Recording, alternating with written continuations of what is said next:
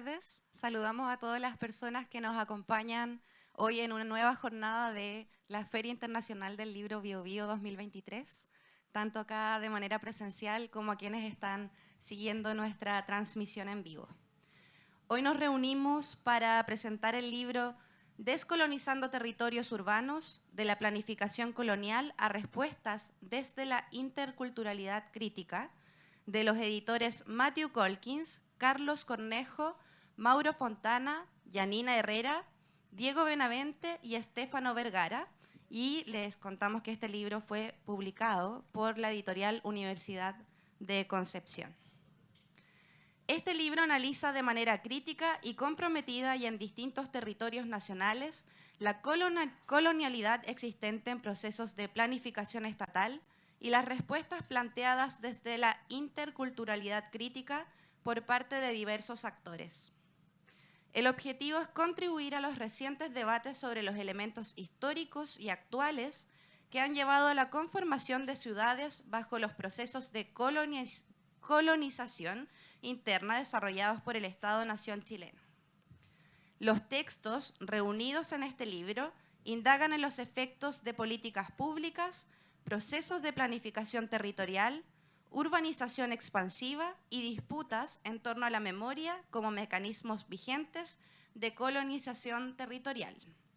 En este contexto neocolonial de tensión surge la interculturalidad como un marco procesual de negociación de las diferencias y los efectos coloniales. Procesos analizados en los 6 estudios que componen este libro, tanto en sus expresiones espacio-territoriales como la realidad de los sujetos y comunidades que los habitan. Hoy, como pueden ver, tenemos a varios comentaristas que van a, por supuesto, darnos palabras con respecto a la importancia de los estudios que contiene este libro, y vamos a iniciar con los comentarios de Rodrigo Herrera Ojeda, antropólogo, doctor en antropología por la Universidad de Barcelona, actualmente desde la Vicerrectoría de Relaciones Institucionales y Vinculación con el Medio, dirige el Fondo para la Educación Superior Regional, Consolidación Institucional de la Interculturalidad en la Universidad de Concepción, y también es el encargado de la unidad de interculturalidad de nuestra universidad. Le damos el pase entonces a Rodrigo para que inicie esta presentación. Hola. Bueno, no sé si será necesario el micrófono, digamos, y si no funciona. Perdón. Para la Bueno, buenas tardes todas, a todos. Primero, agradecer a quienes están detrás de esta iniciativa, digamos, tanto del libro como de la invitación. Solo conocía por correo al joven aquí a mi lado, si no sé quiénes son los otros que están detrás de esta iniciativa, pero agradecerles, digamos. Para no ser como algo medianamente aburrido, digamos, académico, yo lo primero es decir que, curiosamente, y lo digo tratando de respetar la forma, pero me entretuve. Es un libro entretenido. Hoy en día, a esta altura de la carrera literaria, digamos, que un libro que combine cosas académicas y que pueda lograr ser entretenido en su lectura, fácil lectura, es súper difícil. Entonces, no sé por qué me eligieron a mí para comentarlo, digamos, pero lo agradezco porque me entretuve leyéndolo, y no solo me entretuve leyendo, sino que además accedí a un ámbito de trabajo, porque se ve que detrás del libro hay un grupo bien constituido, bien solidificado, digamos, y logré conocer un poco del trabajo de ese grupo, digamos, y es súper enaltecedor saber que se están haciendo cosas de esta naturaleza. ¿Por qué? Porque combina una buena escritura y todas esas cosas, combina con una buena edición, pero se combina con conceptos, logra combinar más bien conceptos con trayectorias, con construcción de categorías y eso, pero de una manera en que se hace legible. Eso sí, partiendo de un dato es desgarrador, digamos, que es el que aparece aquí, que está siempre presente, pero eso no se le escapa en ningún momento a los escritores, diversos escritores, digamos. La polifonía de la escritura también siempre hace bien que hayan varias manos. Pero de lo que se está hablando, básicamente, es de un tema que tiene que ver con que el pueblo mapuche pasó a mantener el control solo del 5% de su territorio. Es medianamente dramático el inicio de esto, digamos, porque cualquier, tratándose el libro más o menos de eso, cualquier pueblo que busque subsistir en base al 5% de la conservación de su territorio, como mínimo nos sitúa en un escenario medianamente dramático, digamos.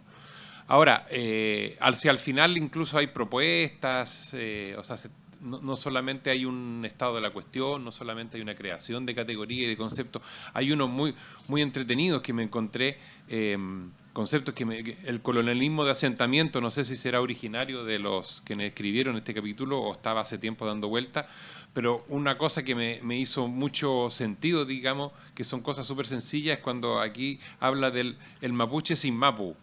Es una obviedad, digamos, pero que suena dramático, digamos, para hablar de todo el proceso de desplazados, para hablar de todo el proceso de la pérdida de lo que es no solamente del territorio, sino que también de la idea de espacio en el mundo mapuche, siendo quizás demostrando la inconsistencia, la incoherencia de la vida que tiene que estar presente. Es un libro cuyo título tiene Descolonizando territorios urbanos, pero habla tanto de los territorios urbanos como los rurales, porque precisamente en gran parte el libro que atraviesa es la crítica a esa división que se hizo en algún momento, que es impuesta, y todas las consecuencias que tiene aquello. Ahora, si yo tengo que ponerme como más conceptual y más eso, yo me quedo con un tema porque yo soy antropólogo y precisamente mi doctorado lo hice en temas de antropología urbana, con mucho cuestionamiento de la planificación urbana. Y entonces por ambos, que quizás por eso me entretuve, porque por ambos lados tenía cierto conocimiento, aunque no tenía el nivel de reflexión y de síntesis y de capacidad analítica que tiene, porque nunca había hecho este mix, digamos. Pero le preguntaría, y solamente para eso le preguntaría a Magdalena Ugarte, que parece que no está, digamos, porque de los autores es como el que está más presente, pero ella es muy crítica al inicio, y es el inicio del libro, más encima, del tema de los principios fundantes de la planificación urbana, que yo también lo tenía por sabido, digamos, la planificación urbana surge para excluir. Y en ese sentido, digamos, en su dimensión más amplia en Occidente, no solo a las poblaciones de pueblos originarios en el mundo, sino que sirve para denotar y connotar la exclusión como forma de organización, más bien. Como forma de organización y como forma, no explicada como organización, sino como forma de orden. Entonces, ahí hay una cuestión que yo le preguntaría quizás a todos los autores del libro, digamos, porque si estamos hablando de los principios fundantes de la planificación, que son excluyentes de por sí, o sea, para eso surge, ¿basta solo con revisar las bases de la planificación urbana o hay que hacer algo más? Ese tema está puesto desde el capítulo 1 del libro y recorre. Estamos hablando de algo que nace para excluir. En un contexto en que estamos viendo de una población específicamente, en este caso la población mapuche, que ha sido excluida en diversos ámbitos, en casi todos los ámbitos de la vida social. En este tema en específico, cuando lo juntas con la planificación territorial, planificación urbana, planificación estratégica, planificación cultural, que está fundada sobre la idea de excluir, es solamente vamos a quedarnos en revisar sus bases y sus principios, o hay que hacer algo más, digamos, porque y en esto no solo afecta a la población mapuche, sino que estamos hablando de un principio activo, digamos, de orden. Lo bueno que tiene es que en la trayectoria del libro, porque este es el principio, te van armando este puzzle, ¿no? Esta condición y te lo van armando con datos concretos y con trayectorias, que a mí me gustó mucho. Y solamente decir, para reflejar y para cerrar el círculo de lo que me gustó el libro, tiene que ver con que incluso yo siempre por efectos de esa trayectoria académica que uno puede lograr construir, siempre fue muy resistente al concepto de imaginario. Y aquí utilizan el concepto de imaginario. Lo tenía aquí rayado y obviamente se me perdió, digamos. Pero el imaginario espacio jurídico. Y lo encontré el descueve, por ser coloquial, digamos. Lo encontré buenísimo.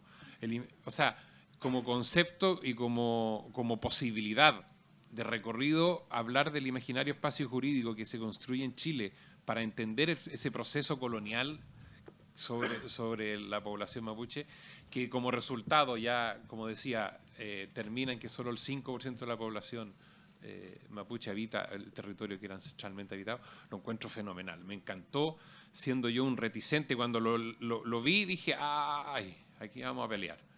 Pero al contrario, me sedujo, digamos, y esta idea, todo lo que viene después de los conceptos, de las categorías, de la ciudad, del terra nullius y todo eso que ya era conocido, pero le preguntaría a los autores, ¿solamente es necesario revisar principios? Y además le preguntaría si ese concepto del imaginario espacio jurídico existente en Chile, ¿dónde lo sacaron? ¿Cómo se les ocurrió? Si lo copiaron, que sería lo más normal es copiárselo a alguien, digamos, porque la pólvora se inventó hace ya tiempo, pero ¿de dónde se les ocurrió, digamos? Porque las posibilidades que ofrece son infinitas.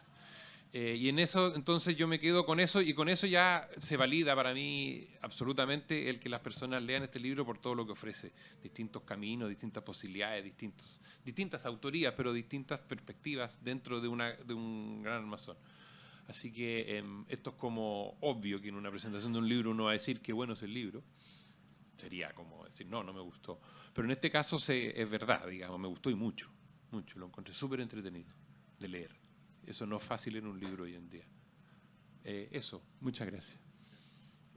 ¿Me puede contestar?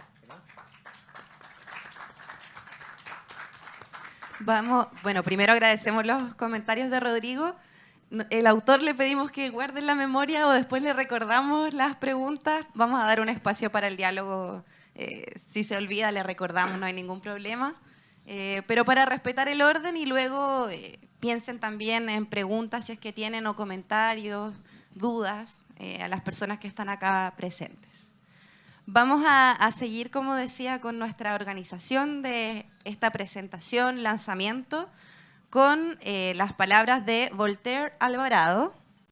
Él es profesor asociado del Departamento de Geografía de nuestra Casa de Estudios. Su investigación se localiza en la faceta espacial del Estado neoliberal de bienestar chileno, la producción de espacio residencial y el impacto de los subsidios habitacionales en metrópolis y ciudades medias, además del fenómeno de la propietización, y la formación de clase como proceso de economía política que se ensamblan con todo lo anterior que les había señalado. Es investigador responsable del Fondesit Iniciación titulado Geografías de la suburbanización propietaria en el centro sur de Chile, estructura subsidiaria residencial y socioespacialidades de bienestar entre 1990 y 2022. Le dejamos entonces con sus comentarios y apreciaciones. Muchas gracias. Y también muchas gracias, aparte de la presentación ampulosa, pero que sirve a los efectos de conocernos también un poco.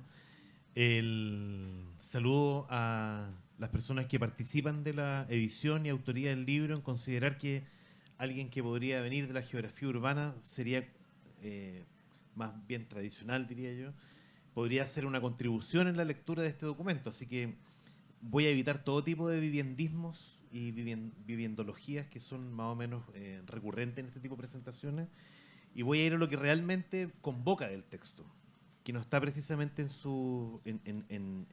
eso que acabo de mencionar. Creo que es importante destacar el compromiso del capítulo introductorio en un tiempo en donde los tipos de investigación colegiada especialmente toman decisiones de posicionamiento. Hay una discusión bien grande en los estudios urbanos chilenos acerca de la posicionalidad o lo que debe declarar una investigación a propósito de desde dónde mira política o comprometidamente un proceso en específico. Creo que el libro en eso lo resuelve, lo propone, se sienta en ello, lo cabalga y lo lleva a término de una manera bastante concreta, Lo que, insisto, es raro porque conocemos también muchas líneas editoriales que están basadas solo en mencionar el compromiso como hacer 4 o 5 fetuas contra el neoliberalismo y nada más. Este es un texto que lo hace de manera íntegra, lo propone, lo promueve, lo instala dentro de su perspectiva también desde una racionalidad crítica, a veces acuosa y a veces más sólida, pero que está presente en cada una de sus páginas. En segundo término, es llamativa en esta misma zona introductoria la perspectiva de la epistemología de los pueblos originarios en el sur de América. Y ahí hago un punto sumamente importante porque muchas veces el contrapunto de lo que se hace en América del Sur es mirar el caso de Canadá, Estados Unidos, Australia, Nueva Zelanda, a ver si todos lo hemos escuchado durante un largo rato. Lo interesante es mirar qué epistemologías son producidas para y por los pueblos originarios de América del Sur, y creo que eso el texto en la introducción lo repone, lo está planteado en los capítulos que le siguen, y se destaca también como es hilo conductor del documento. Es interesante que a propósito del compromiso, esta lógica epistemológica, aparezca el tema de las máscaras de Fanon. Lo planteo interesante porque hace poquito, en un accidente que tuve en una estación del metro en Santiago, me compré un libro que se llama Por la Revolución Africana de Fanon. Y es muy interesante porque son conjuntos de columnas, entrevistas, entre otras cosas, en donde se va fundamentando por qué el Fanon de las máscaras es también el Fanon de la revolución. Y yo creo un poco importante mirar ese punto porque Fanon de las máscaras se refiere siempre a los que pasean por otras dimensiones y se convierten en esos paseos tarde o temprano. O sea, la crítica de Fanon era que iban a París, ¿cierto?, las personas de la Martinica, y volvían a la Martinica siendo más blancos que los mismos parisinos. Esa es un poco la discusión de Fanon. Y es interesante rescatarla porque la urbanización de la población mapuche también va un poco por ese punto. ¿Cuánto se pierde en la extracción y el expolio del espacio cuando se someten a una dimensión que aquí los autores plantean como una especie de occidentalidad que también es importante discutir? Y por eso la siguiente reflexión tiene que ver con eso. O sea, ¿qué occidentalidad? Porque aquí se plantea. A veces decir mundo occidental es medio extraño en los estudios sociales desde Chile porque es raro, ¿cierto? Occidentalidad. ¿Chile está en el mundo occidental? Claro, educacionalmente uno podría decir sí. Políticamente sí. La tradición jurídica del derecho continental europeo sí. Pero estamos dentro de ese circuito. Y ahí la pregunta es, que la anoté en una boleta más encima, perdonen la ordinariedad, pero es que las ideas vienen así. ¿Sí? ¿Qué occidentalidad habitan los pueblos originarios? ¿Cierto? ¿Es un occidente hemisférico? ¿Un occidente normativo? ¿Cuándo no lo habitan y dónde no lo habitan? Les invito, es una pregunta quizá amplia para una discusión como la que tenemos hoy día planteada, pero bueno, fue una cosa que, como les digo, me atravesó cual onda de alta frecuencia. Luego el tema de la subalternidad y los estudios subalternos, que provienen de una tradición colonial distinta, una historia colonial distinta a la chilena y a la sudamericana, por cierto, pero que también tiene que ver con la jerarquización y la sujeción, ¿cierto?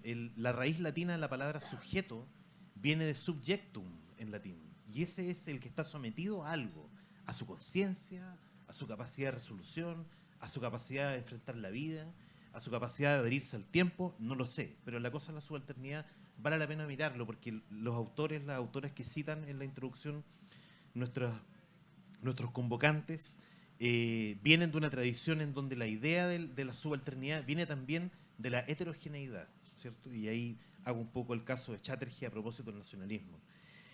La crítica al occidental, bueno, la habíamos mencionado recién, y luego en lo que pude... insisto que esto tiene que ver mucho con la electricidad que los libros portan por sí solos, ¿cierto? La lectora, el lector, cuando se enfrenta a cada página, siente una corriente que va poblándole las manos y le termina detonando ciertas reacciones electroquímicas que producen finalmente eso que llamamos comprensión. Ugarte, hay una cosa muy interesante sobre el desarrollo urbano que recuerda la edificación hispana. Sobre templos en Mesoamérica, una suerte de deicida de producción espacial. ¿Por qué lo planteo así? El Museo de Cuernavaca en México, que es la Casa de Cortés en México, está construido sobre un templo azteca. Entonces, la lógica deicida de la colonialidad es muy interesante respecto a eso, y creo que Ugarte lo rescata bien. O sea, no es matar al dios de Occidente, es matar al dios de la tierra, el dios americano, ese dios que es profano a los ojos del colonizador. Se critica fuertemente a la Política Nacional de Desarrollo Urbano, enhorabuena, precisamente porque la Política Nacional de Desarrollo Urbano comete un error respecto de la... No hay nadie del comité, ¿cierto? No.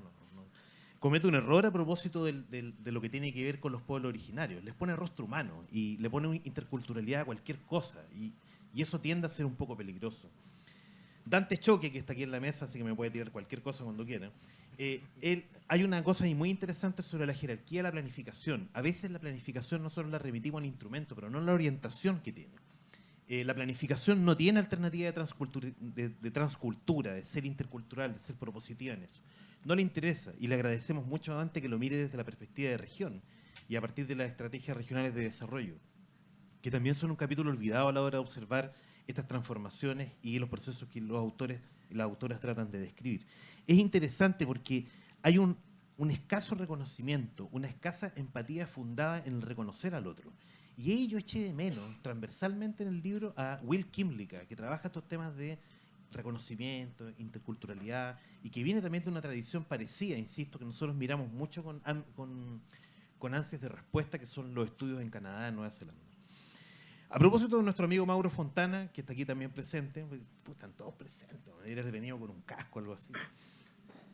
Punto clave, el cotidiano en las prácticas espaciales. No hay espacio sin movimiento. Y ahí creo que Mauro rescata una perspectiva muy interesante sobre lo que sucede en el ámbito urbano y particularmente de la materialidad con los pueblos originarios.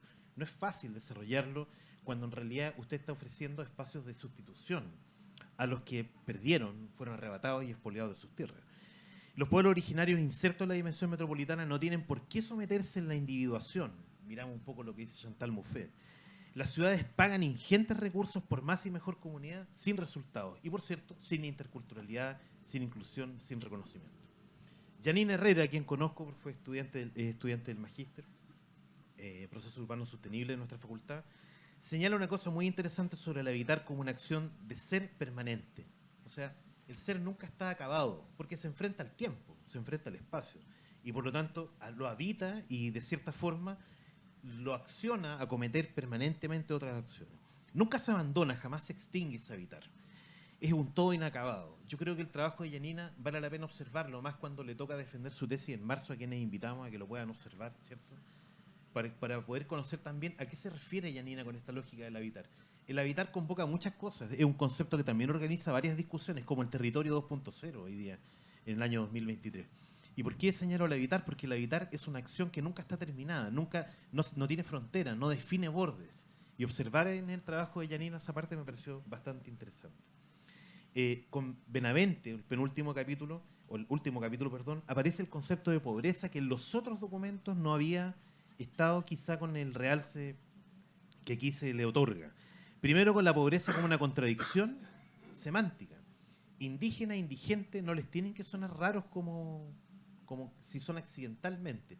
Provienen de la misma racionalidad latina, que viene de la segunda parte de la palabra, que es el gens. En latín, el gens son las personas, y el derecho de los otros, los que están fuera de los límites de la ciudad romana, de la civita romana, son las gentes, y de ahí viene el jus gentium, el derecho de las personas que están fuera de la racionalidad nuestra, o sea, el derecho del otro. No es casualidad, y ahí hay un tremendo capítulo y antiguo sobre Steve Stern, sobre la construcción del indio en América, que les recomiendo si es que no lo conocen. Creo que está en una revista de historia de la Universidad de Chile, puedo estar equivocado, pero creo que está ahí. Y que habla permanentemente sobre la idea semántica de esa producción. No es casualidad, indigente, indígena, rimen.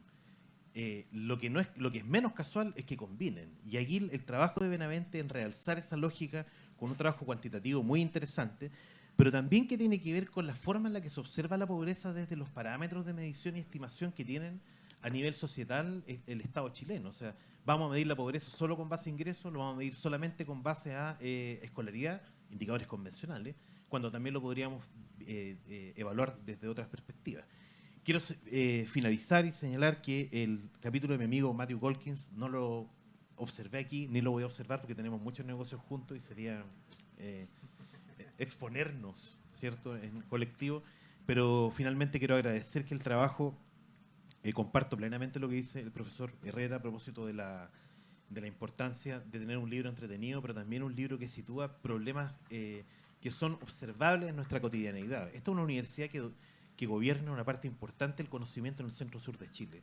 Tiene una obligación de compromiso de observar también y analizar los problemas que en este espacio van emergiendo. Y también de buscar oportunidades de significado y reconocimiento a aquellos vértices de los territorios que habitamos y que a veces no logramos ver. Muchas gracias.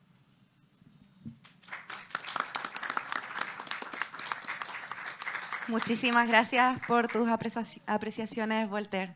Muy interesantes por lo demás. Seguimos entonces con este lanzamiento, esta presentación, con la exposición de Dante Choque Cáceres, indígena aymara. Actualmente es investigador postdoctoral en el Centro de Estudios Interculturales e Indígenas. Además, se ha desempeñado como consultor en diversos proyectos relacionados con la evaluación de impactos sociales, planificación estratégica territorial, desarrollo comunitario y fomento productivo de comunidades indígenas en el norte de Chile. Su interés de investigación se centra en comprender las trayectorias de las comunidades indígenas en el proceso de movilidad translocal y transfronteriza, junto con su influencia en las relaciones territoriales urbanas y rurales en el marco de la interculturalidad, desarrollo y sustentabilidad. Muchas gracias. Primero que quiero partir, bueno, se han dado cuenta, yo vengo de Arica en realidad, así que es como un espacio muy nuevo llegar acá al sur y tratar de poner en tela de discusión temas que ocurren en el norte. Y por lo mismo, agradecer a Matthew que me haya invitado a participar como un autor de un capítulo dentro de este libro. Lo primero es cuando observamos el libro, hay una cosa que al igual como mencionas que es transversal, es el tema de la interculturalidad crítica, es mirar la interculturalidad y preguntarse qué realmente o qué proceso está, bueno, este proceso. Yo creo que hay una discusión que yo creo abrir, que cuando hablamos de la colonización la definimos como un proceso, mientras que la interculturalidad yo creo que más que proceso es un proceso, son acciones eventuales que muchas veces son de corto plazo. Y eso es lo que aparece en los capítulos, ¿ya? Particularmente mirando los casos que en cada uno de ellos se trata de describir, ¿ya? Lo otro también es entender como la planificación, es decir, no solamente la planificación en términos de entenderlo como una burocracia, sino que entender cuáles son sus consecuencias dentro de los territorios. Y lo segundo, que está implícito en el libro, en todos los capítulos, es cómo hoy día los pueblos indígenas han ido ocupando los espacios en la ciudad, ¿ya? A medida que entre comillas, el desarrollo ha ido incorporándose en áreas rurales, tanto como el pueblo indígena entendido como comunidades se han ido disgregando y termina en la ciudad. Terminan como familias, familias que muchas veces a los ojos de los investigadores se buscan en la ciudad como espacios, como barrios, como poblaciones, como espacios en la marginalidad, etcétera, etcétera. No obstante, habría que entender que los pueblos indígenas están dispersos en la ciudad, tratando de hacer diferentes espacios. Creo que ahí hay una cuota en todos los capítulos donde tratan de ejemplificar esta situación, ¿ya? No es un espacio único, sino que es un espacio lugar también muy líquido, digamos, en el sentido de que puede adquirir diferentes formas y los pueblos pueden reaccionar frente a diferentes consecuencias, ¿ya? Y en eso caemos en el hecho de que basado en esta fragmentación hay un habitar indígena muy llamativo, digamos, en esta concepción tanto como jurídica, como social, como económica, que podría darnos como un elemento en el cual nosotros no necesariamente conocemos. Consecuencias que generalmente cuando se redefine la planificación o se hacen pequeñas modificaciones para ajustar situaciones en el norte, afectan al sur. Entonces, ahí yo creo que hay unos temas muy importantes, ¿no? Aunque el libro tiene mayoría del caso en el sur, cuando uno empieza a ver la transversalidad de estas acciones, cuando el Estado o gobierno define nuevas condiciones a la planificación, los pueblos indígenas se han afectado de manera transversal, ¿ya? Nosotros ya conocemos la literatura generalmente de los pueblos indígenas en Chile que particularmente está enfocada al mundo mapuche, ¿ya? pero en el norte también tenemos diferentes casos, más aún hoy día donde no solamente están los aymaras, están los quechua, están los nicanantay, sino hay collas, hay diaguitas, etcétera, etcétera, que habitan las ciudades, que tienen diferentes procesos de etnogénesis, se puede decir, y que se ven enfrentados a la planificación que es tomada por diferentes organismos, digamos, ¿ya? Y eso termina con diferentes resultados. Creo que ahí en el tema del habitar indígena, no necesariamente nos focalizamos en en el habitar de la vivienda o en el habitar de un lugar como lo mencioné, como un barrio, sino como un espacio que ocurren transacciones. No hablo acá de transacciones económicas necesariamente, sino de transacciones sociales en las cuales los pueblos indígenas han ido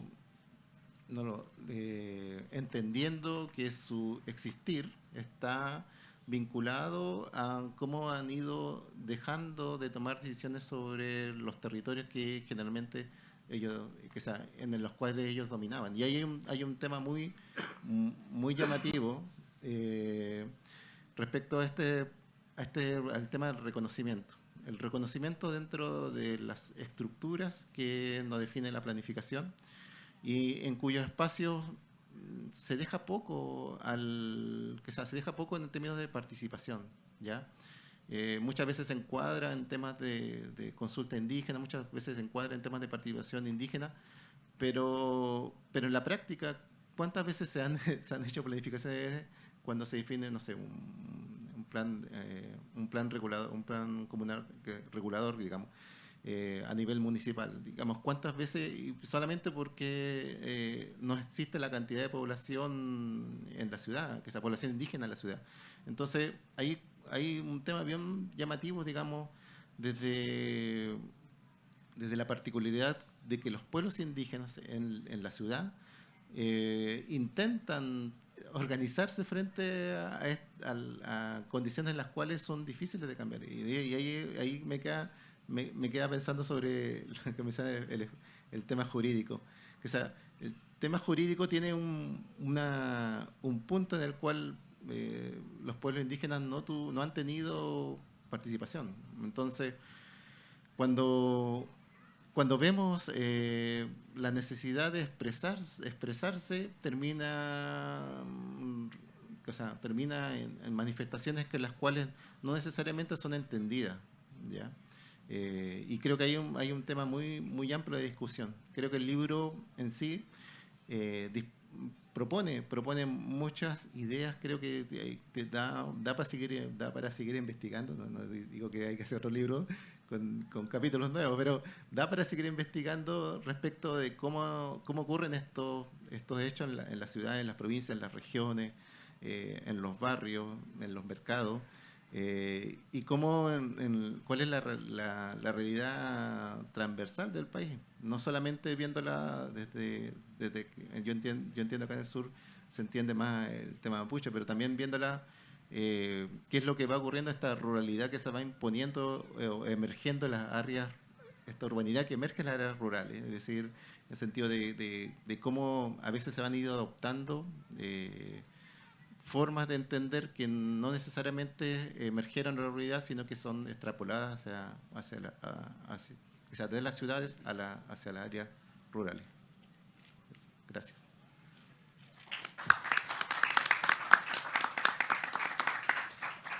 Muchísimas gracias, Dante, por las apreciaciones. Hemos escuchado 3 visiones hasta ahora del libro. Esperamos que esto también les incentive a que lo lean y que tengan ustedes también y las personas que están viéndonos a través de YouTube su propia visión sobre esta temática. Y bien, vamos a escuchar entonces a uno de los autores para que él nos cuente también cómo ha sido el proceso, cómo se eligieron los temas, etcétera. Él también tiene su pauta para exponer hoy día.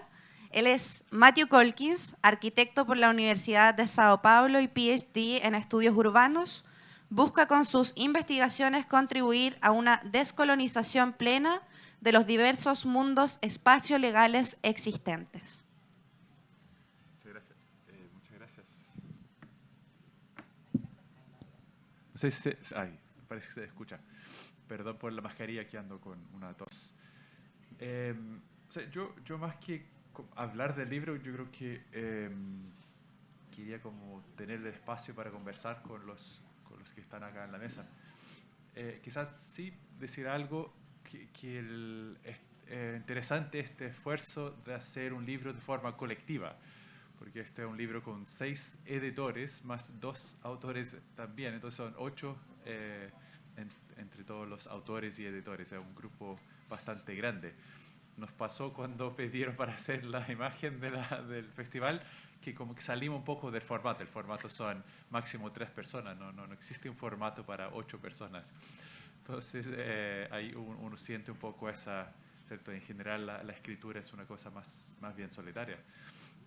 Y bueno, y cada uno seguramente escribió de forma solitaria, pero esto por un lado, creo que es importante recordar eso, de que es un trabajo colectivo. Y lo otro es volver un poco a las preguntas. Quedé con la primera pregunta de Rodrigo sobre esto de revisar las bases, si es suficiente revisar las bases de la planificación o si es necesario hacer algo más. Yo creo que cada vez hay más textos que revisan la base de la colonización, por lo menos en inglés hay muchas cosas ahora, y en español empieza a haber un poco. Pero lo que salió, y digo salió porque a veces los libros salen, a veces los libros no se planean tanto, sino que como que van surgiendo un poco como el material que está a mano y que uno puede ir usando para hacerlos. Pero el libro salió con esta idea de la planificación colonial por un lado y de las respuestas interculturales.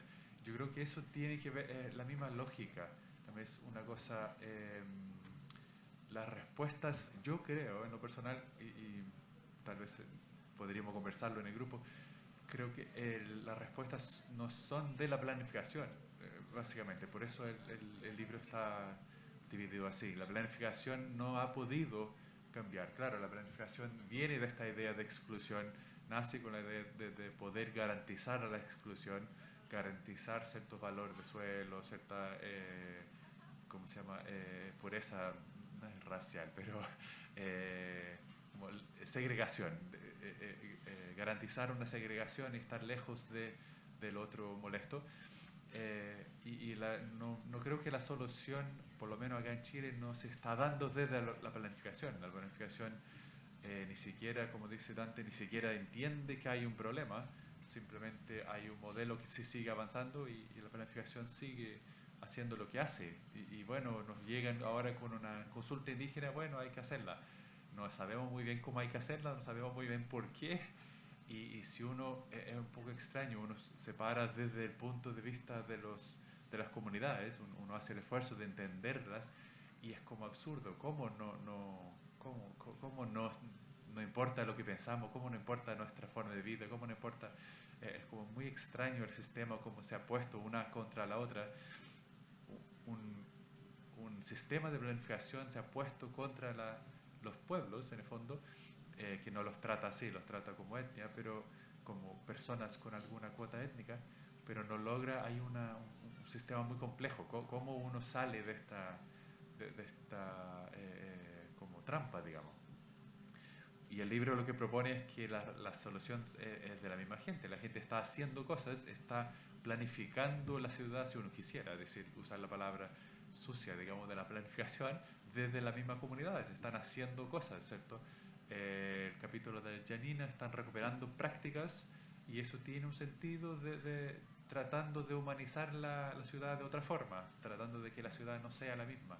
El capítulo de Mauro no es de acá, es de Santiago, pero es semejante, ¿cierto? Están creando lugares, están creando sentidos en la ciudad, espacialidades, ¿cierto? Que dice, están creando marchas, conjuntos de vivienda, rucas, aulas interculturales, están creando lugares, sentidos espaciales ahí dentro de la ciudad. Entonces están planificando la ciudad pedazo a pedazo, no desde arriba, no desde un punto de vista único, pero sí están haciendo algo importante, creo yo.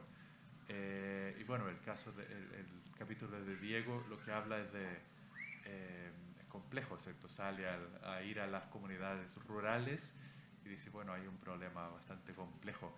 Pensemos un poquito en eso de la planificación, no la planificación urbana, sino que la planificación como acto, como planificamos la sociedad, de la CONADE, que ha dicho, bueno, nosotros tenemos un subsidio, nos asignaron dinero, nos obligaron a hacer algo que es comprar terrenos. Bueno, vamos a comprar terrenos. Y no se pone a pensar que la lógica está siguiendo una lógica muy, muy extraña de propietaria, ¿no es cierto? De comprar pedazos de tierra como si fuesen ciertos celulares. Ah, yo te compro, te faltan 10 celulares, te compro un pedacito de tierra. Ahí está tu pedacito de tierra. Y no es un pedacito de tierra, no es algo que yo me pongo al bolsillo y me lo llevo a, no sé, a ir a dar una vuelta por el centro. Es un trozo de tierra, sí, pero que está pegado a otros trozos de tierra y solo tiene sentido cuando está pegado a esos trozos de tierra. Es más complejo que eso, pero eso es un poco simplificando lo que yo vi ahí. Entonces yo creo que, claro, la propuesta ahí es cómo se empieza a reintegrar esos pedazos de tierra y se empieza a hacer territorio y no solamente pedacitos de tierra. Entonces eso es lo que yo siento que el libro propone un poco eso, de forma humilde, es que no es la planificación no basta y no logra, está entrampada, no tiene interés en cambiar tampoco, pero está entrampada y en un callejón sin salida y no lograría hacerlo tampoco, así que hay que hacerlo por otro lado. Y cuanto al concepto del imaginario espacio jurídico, no sé, por lo menos en la geografía legal se usa, no sé tanto de la antropología, pero por ejemplo, yo lo traje de David Delaney, que habla de la construcción, ¿cómo es? El encuentro, no, la construcción de mundos y espacios jurídicos. Es como bien rimbombante, pero esa idea yo lo encontré bien interesante, cómo se construyen mundos de sentido, cosmovisiones, en el fondo, se construyen tanto desde la burocracia chilena, se construye una, ¿cierto?, cosmovisión, ¿cierto?, un mundo, espacio jurídico, porque tiene su espacialidad, su materialidad, pero también tiene sus leyes que determinan cómo se forma, con otros mundos, espacios jurídicos, ¿cierto? Los mundos Aymara, Licantay, Mapuche, etc. ¿Eso?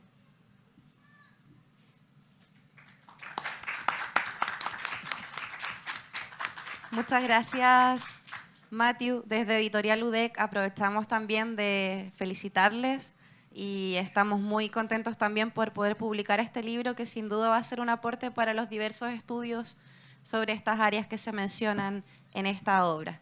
No sé si entre los panelistas hay alguna consulta que quieran hacerle a Matthew. ¿Tenemos un poquito de tiempo todavía? Si queda algo ahí en el tintero, o si hay alguien del público que quisiera hacer algún comentario o alguna pregunta a los expositores o a nuestro autor. Tenemos todavía un par de minutos.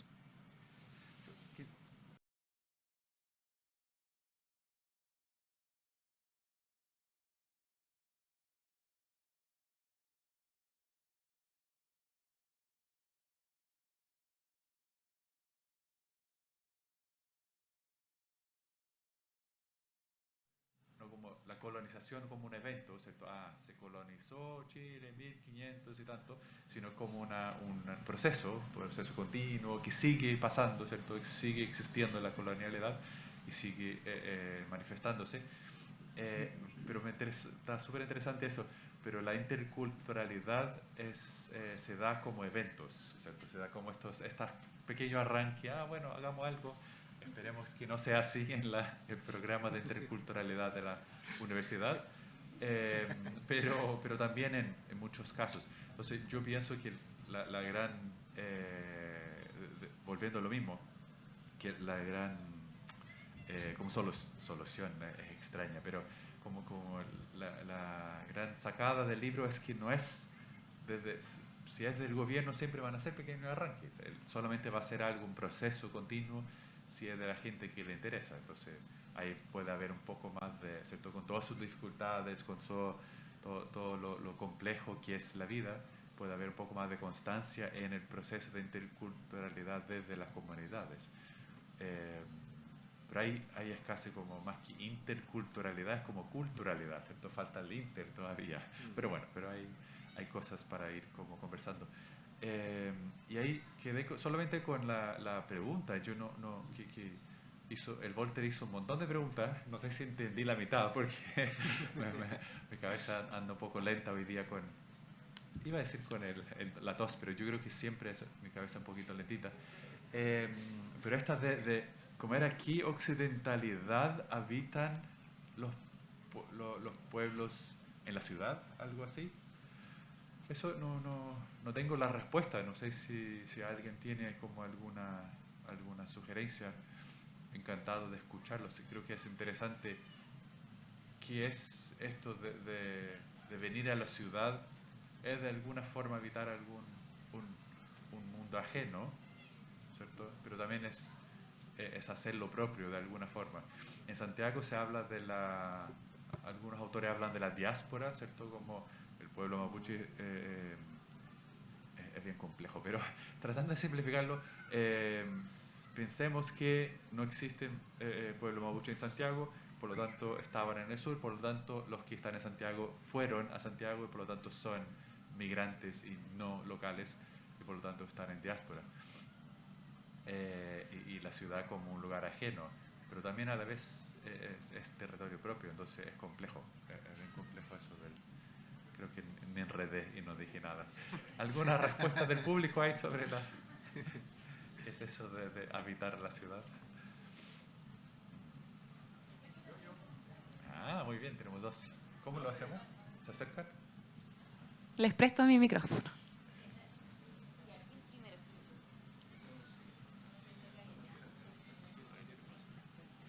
Aló, ahí sí. Tal vez responder un poco desde las reflexiones que se han ido creando en torno al grupo, en torno a esto. Yo creo que nunca había un concepto tan de lo occidental y a la medida uno que se pone a prueba se da cuenta que hay muchos vértices abiertos. Pero yo diría que desde lo que estamos pensando es desde esa occidentalicidad normativo-jurídica por sobre todo. Yo creo que el resto de los lados hace agua todo el rato, o sea, no existe una occidentalidad estricta, es una accidentalidad más bien. Y ahí hay harto para pensar. Una de las vueltas de la reflexión que han surgido es, por ejemplo, cuánto no se reconoce de la idiosincrasia chilena en las prácticas mapuche, por ejemplo, indígenas en general. Es la pregunta al revés que casi nunca se hace.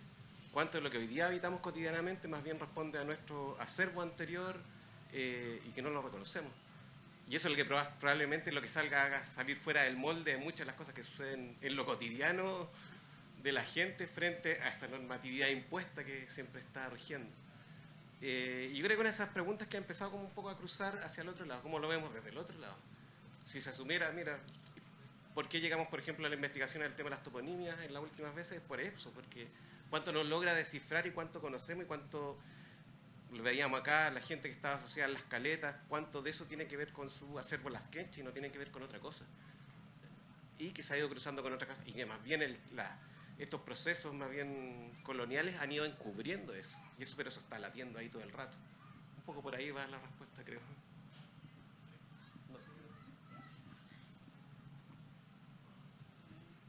No sé qué hora es, ya pasó el mediodía, ¿no? Ya, buenas tardes. Yo encuentro interesante este tipo de investigación porque pareciera ser que la planificación urbana fuera como súper lejano a los temas indígenas en general, ¿no? Como que lo indígena es lo cultural, lo folclórico, la antropología, que ya no sé qué más puedo investigar en realidad, o la arqueología. Pero creo que es interesante porque además este año se viene una consulta indígena nacional sobre patrimonio. Porque no solamente hay que hablar como de territorio indígena, las casas, la ciudad, los territorios. Y hay un gran conflicto. El tema de los deslindes que hicimos en el norte o dónde son las fronteras territoriales. Que precisamente los planos reguladores comunales, intercomunales, no se resuelve. Y es más, genera conflicto.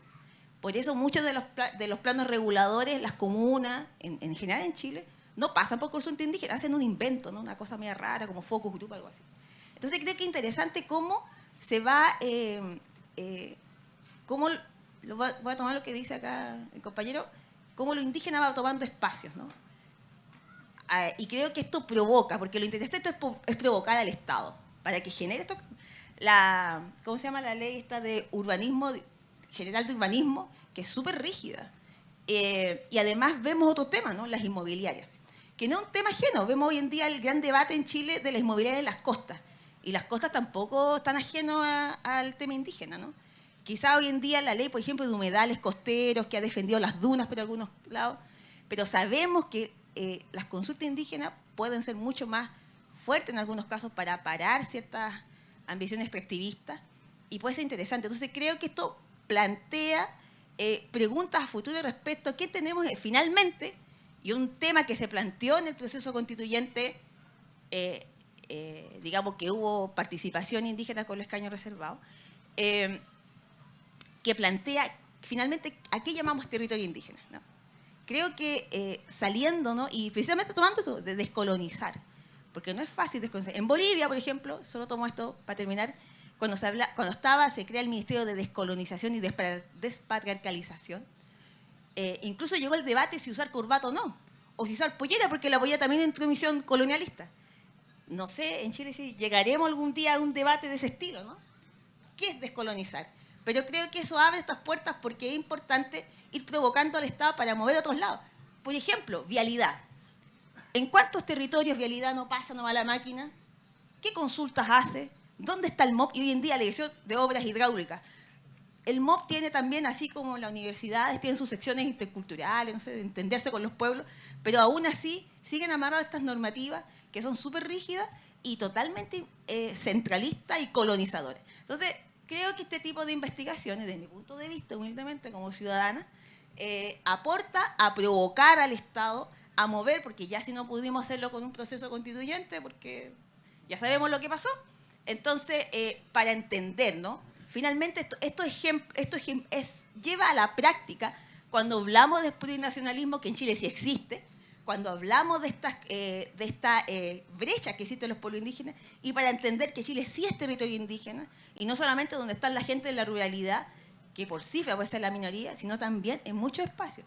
Miremos lo que está pasando en las costas de la quinta región, en todos estos casas de agrado, por ejemplo, en la cuarta región, en fin, ¿no?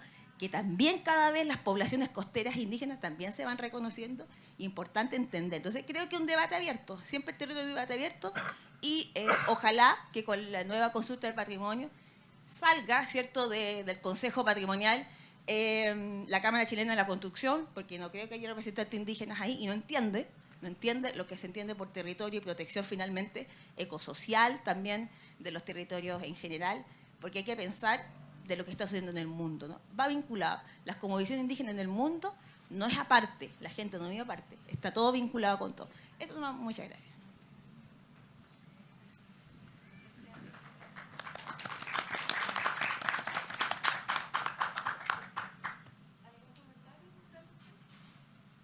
Siempre es muy valioso el diálogo y no solamente hablar desde un escenario, ¿cierto? El libro también provoca, como decía ahí, para esto, para generar debate, para generar nuevas investigaciones, para abordar a lo mejor más territorios más adelante. Y aprovechamos de agradecer a nuestros expositores, estamos justo en la hora establecida de esta presentación, a quienes nos acompañan también a través de la transmisión en vivo de la Feria Internacional del Libro Bio Bio 2023, que ha tenido variadas actividades, quedan muchas todavía, les invitamos a que sigan no solo las que tendremos nosotros, también me corresponde pasar el aviso de Editorial UDEC, tenemos más lanzamientos, hay también de otras editoriales, otros paneles, etcétera, más debates. Y con respecto al libro, paso el aviso comercial, está a la venta en nuestro stand, que está ahí cerca del inicio de la carpa. También para las personas que están viendo esta transmisión y que probablemente nos pregunten a través de redes sociales, desde marzo el libro va a estar en tiendavirtual.udec.cl cuando volvamos del receso universitario y también en Campus Chillán, Campus Los Ángeles y la Unidad de Santiago. Por ahora, a los que están acá les invito a ir a ver el stand, a ver este libro y también otras investigaciones que desarrollamos desde Editorial Universidad de Concepción. Muchas gracias por acompañarnos hoy.